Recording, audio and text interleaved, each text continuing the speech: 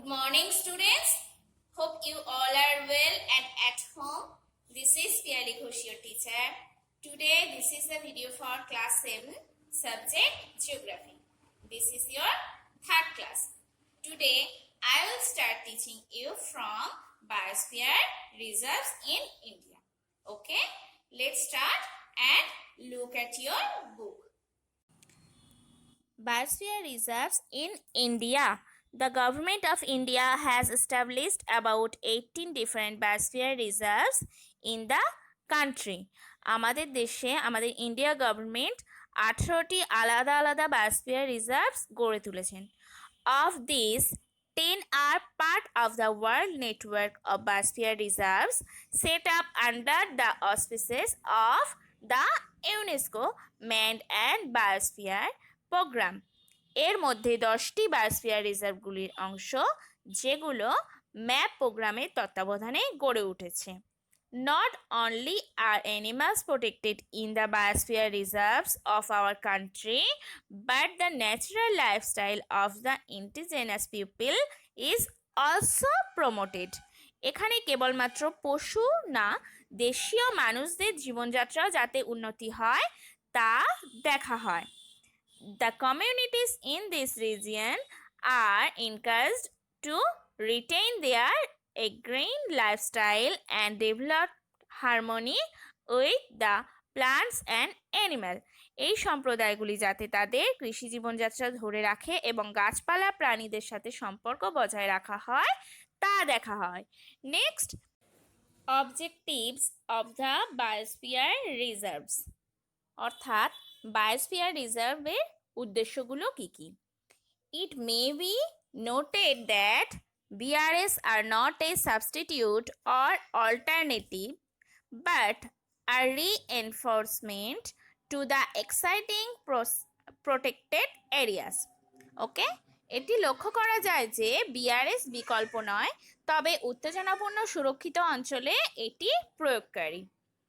The objectives of the Biosphere Reserves Program as envisaged by the core group of experts are as follows. এর উদ্দেশ্যগুলি হলো বিশেষজ্ঞদের মূল গোষ্ঠী দ্বারা যেমন কল্পনা করা হয়েছিল সেগুলো নিম্নলিখিত। To conserve the diversity and integrity of plants and animals within natural ecosystems. প্রাকৃতিক বাস্তুতন্ত্রের মধ্যে গাছপালা এবং প্রাণীর বৈচিত্র্যতা এবং অখণ্ডতা সংরক্ষণ করা। Next, to safeguard genetic diversity of species on which their continuing evolution depends. প্রজাতির জিনগত বৈচিত্র্য রক্ষার জন্য যার ক্রমাগত বিবর্তন নির্ভর করে। To conserve the diversity and integrity of plants and animals within natural ecosystem. প্রাকৃতিক বাস্তুতন্ত্রের মধ্যে গাছপালা এবং প্রাণীর বৈচিত্র্যতা এবং অখণ্ডতা সংরক্ষণ করা। The safeguard genetic diversity of species on which their continuing evolution depends. প্রজাতির জিনগত বৈচিত্র্য রক্ষার জন্য যার ক্রমাগত বিবর্তন নির্ভর করে। To provide areas for multifaceted research and monitoring. বহুমুখী গবেষণা এবং পর্যবেক্ষণের জন্য ক্ষেত্রগুলি সরবরাহ করা।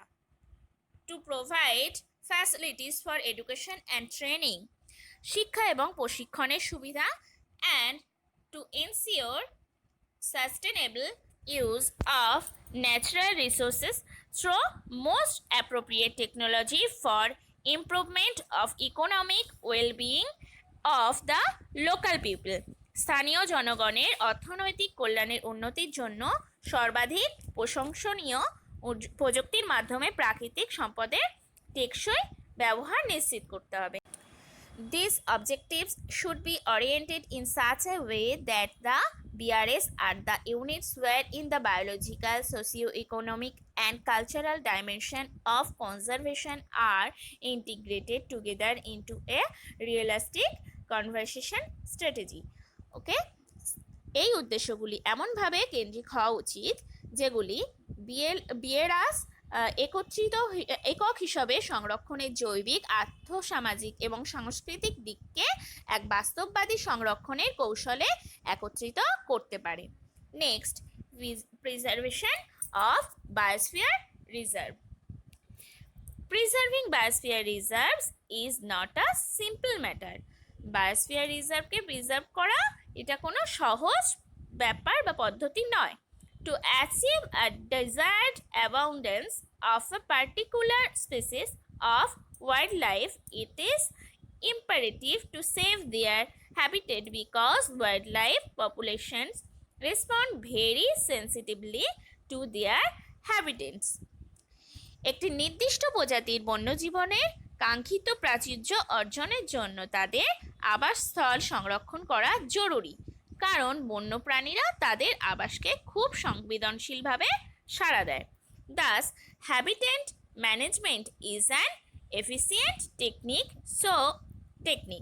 সুতরাং আবাসিক পরিচালনা একটি দক্ষ কৌশল। So, we can say that wildlife management includes habitat management. সুতরাং আমরা বলতে পারি যে বন্যজীবন ব্যবস্থাপনা এবং হ্যাবিটেট ব্যবস্থাপনা এটা দুটোই একত্রিতভাবে যুক্ত। Next, human environment. Humans dominate the planet Earth and make changes to their surroundings to suit their needs. মানুষ আমাদের পৃথিবী অর্থাৎ আমাদের গ্রহ পৃথিবীতে তার অধিকার বিস্তার করেছে এবং তার চারপাশের জিনিসকে নিজের প্রয়োজন মতো পরিবর্তন করেছে। This is way they form the most important part of the environment. সেই জন্যই মানুষ আমাদের পরিবেশের সবথেকে উল্লেখযোগ্য অংশ। Small populations of primitive people that lived in dense forest and other isolated areas adapted to their environment and lived in harmony with nature. আদিম মানুষদের ছোট ছোট জনগোষ্ঠী যারা ঘন বনাঞ্চল এবং অন্যান্য বিচ্ছিন্ন অঞ্চলে পরিবেশের সাথে খাপ খাইয়ে নিয়েছিল এবং প্রকৃতির সাথে তাল মিলিয়ে বাস করছিল। Gradually, humans started processing various raw materials to meet their needs.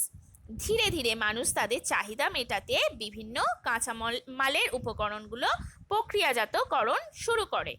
The Industrial Revolution in Europe enabled large-scale production of goods. ইউরোপে শিল্প বিপ্লব পণ্যগুলির বৃহৎ আকারে উৎপাদন শুরু করেছিল। The means of transport and communication improved and the world became a family. Transport এবং কমিউনিকেশনের এত বিস্তার ঘটলো যার জন্য আমাদের পৃথিবীর সবকটি দেশ একটা ফ্যামিলির আকার নিল। Thus, many changes took place in our environment which were mostly due to natural processes and human activities. আমাদের পরিবেশের বিভিন্ন পরিবর্তন হয়েছে যা আমরা বেশিরভাগ প্রাকৃতিক এবং মানুষের ক্রিয়াকলাপের কারণে করেছি। With the passage of time, our society has developed immensely. যত সময় গেছে অর্থাৎ সময়ের সাথে সাথে আমাদের সমাজের ব্যাপক উন্নতি হয়েছে। To fulfill his needs, man has heartlessly carried out his activities without considering its impact on the environment. মানুষ তার চাহিদা পূরণের জন্য পরিবেশের উপর তার প্রভাব হৃদয়হীনভাবে চাপিয়ে দিয়েছে। Activities like cutting of forest, pollution, agriculture, transport, mining, and many more have adversely affected our weather condition. জঙ্গলে গাছ কাটা, দূষণ, কৃষি জমি ধ্বংস করা, পরিবহন, খনন এসবের জন্য আবহাওয়া খারাপ হয়েছে। Large agricultural land has been converted to commercial areas, residence and industries. বড় বড় জমি বাণিজ্যিক অঞ্চল, বাসস্থান, কারখানায় রূপান্তরিত করেছে। Roads are overcrowded with traffic, smoke and dust causing air pollution and noise pollution. The list is endless. ট্রাফিকের প্রচণ্ড আওয়াজ, ধোঁয়া, ধুলা, বাতাস এবং শব্দ দূষণ ঘটিয়েছে যেগুলোর কোনো শেষ নেই। The polar caps are melting and many plants and animals have gone extinct. Polar cap গলতে শুরু করেছে এবং বিভিন্ন গাছপালা এবং অন্যান্য পশু যেগুলি বিলুপ্ত হয়ে গেছে। Pollution from vehicles can cause acid rain. যানবাহনের ধোঁয়া থেকে যে দূষণ হচ্ছে তার জন্য অ্যাসিড রেন হতে পারে। Degradation of the environment has been brought about primarily by human interference. মূলত মানুষের হস্তক্ষেপ দ্বারাই পরিবেশের অবনতি ঘটেছে।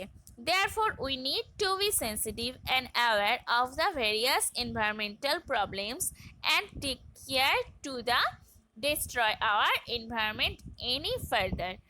সেই জন্যই পরিবেশগত বিভিন্ন সমস্যার জন্য আমাদেরকে সেন্সিটিভ এবং অ্যাওয়ার হতে হবে বা থাকতে হবে, এবং যাতে আর আমরা কিছু না ধ্বংস করতে পারি তা দেখতে হবে। ওকে students, you will do exercise number A, B and C and submit to our students group. Okay, goodbye and take care.